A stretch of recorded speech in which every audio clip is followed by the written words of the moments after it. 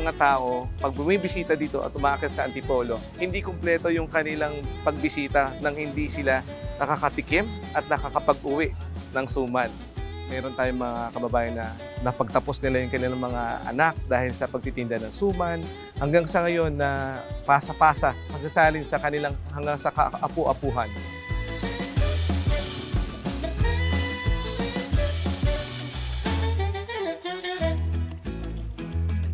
Situated on mountain ridges east of the capital of the Philippines, Antipolo City is a destination for pilgrims, tourists, or anyone who wants to slow down and revel in the beauty of nature.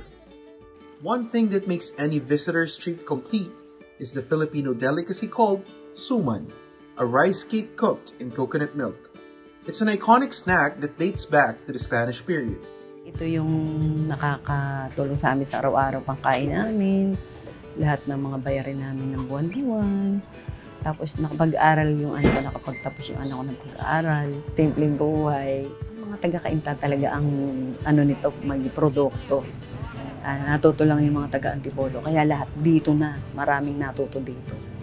Ang dami-dami. Kasi maraming gustong mabuhay. Making suman is fairly easy.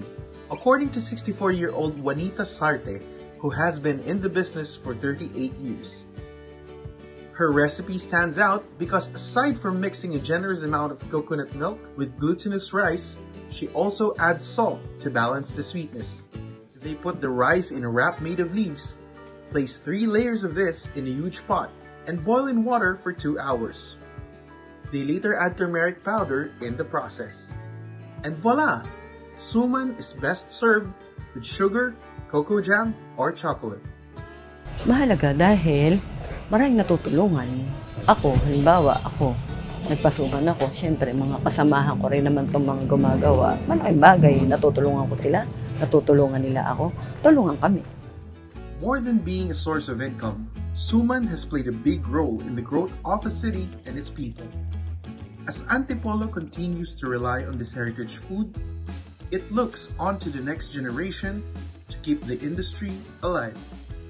Nadadala nila itong kultura natin dito sa Antipolo about the suman at napapalago pa nila na mas nagkakaroon ng innovation.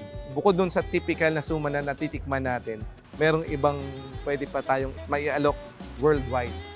Sana may makasambot dahil sayang pag walang magsasambot kasi malaking bagay, malaking tulong sa pamilya.